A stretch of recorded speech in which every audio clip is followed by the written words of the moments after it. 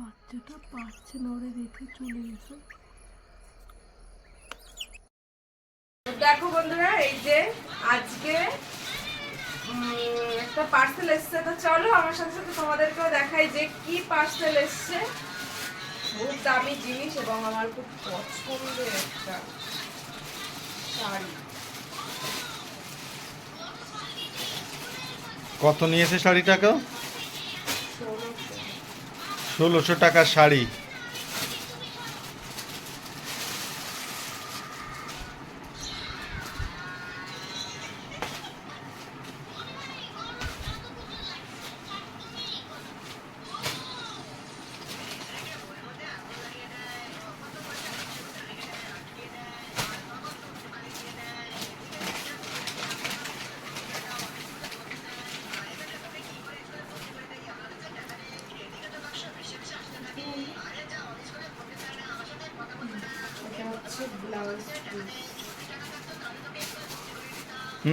দেখো এটা কি করে।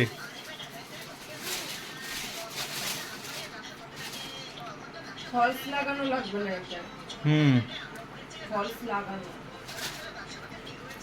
দেখি কই। এই জিতু দেখো, আমরা কিন্তু যেন না আসে কামড়ায়।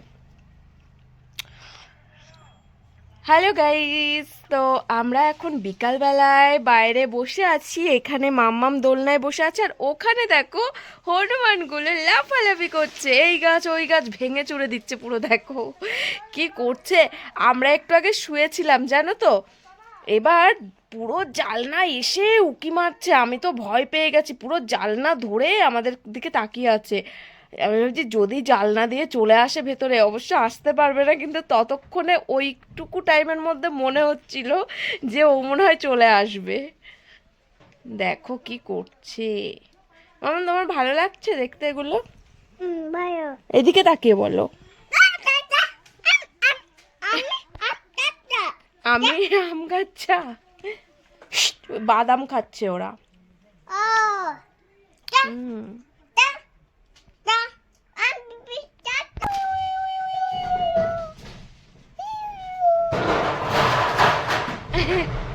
বাপরে কি আওয়াজ। ওই দেখো, এবার আমাদের আম গাছে উকি মার।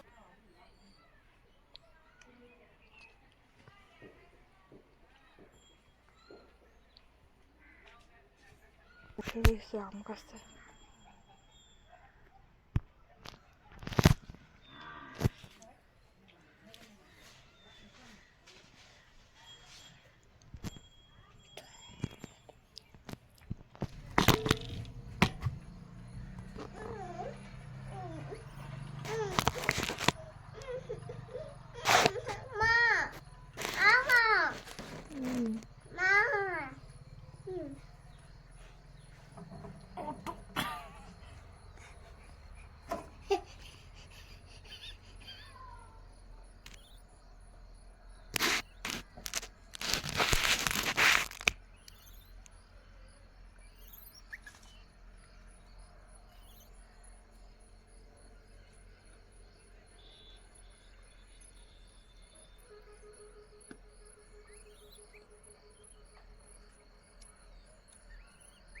বাচ্চাটা পারছে না, ওরে রেখে চলে গেছে।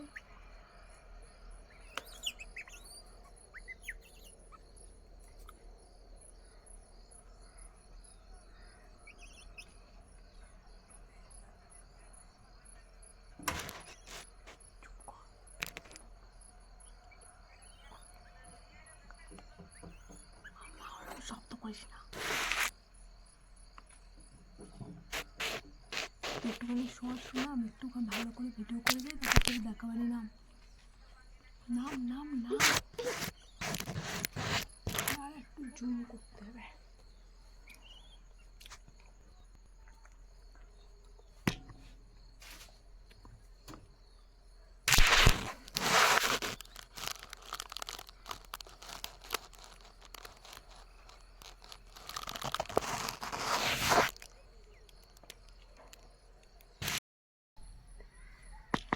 আমি এখানে কথা বলতে পারছিলাম না, বাচ্চা বানরটা দেখলে বন্ধুরা কেমন করছিল, আমার তো এত ভালো লাগছিল, কথা বলতে পারিনি। কারণ কি বলতো, মানে ওরা যদি আওয়াজ পায় আমার হাত থেকে যদি ফোনটা আবার নিয়ে যায়, সেই জন্য। কারণ সেদিন একবার তাড়া খেয়েছিলাম হনুমানের, সেই ভয়তে আমি কিন্তু কথা বলছিলাম না।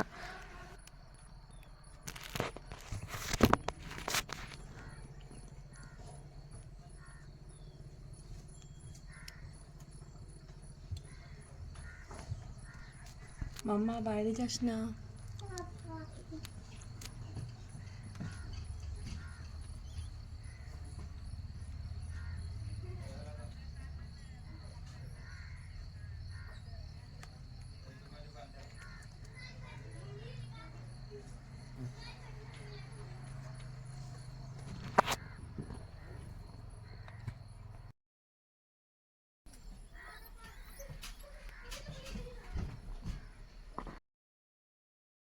আর এই যে বিকালবেলায় দেখো তোমাদের দাদা ভাই হচ্ছে গাছ থেকে কচু শাক কেটে নিচ্ছে, আর এগুলো হচ্ছে রান্না হবে কালকে। আর আর হচ্ছে কচু শাক লাগাবে। এই যে দেখো গাছের কচু শাক খাবো আমরা, কি মজা না, গাছ থেকে কিছু তুলে রান্না করতে একদম এত ভালো লাগে না। আর এখানটা একটা ছোট্ট একটা বাগান হয়ে গেছে। আর ওই যে দেখো যেই জবা গাছটা, ওটাই 3-4টে কড়িও ধরেছে আমার।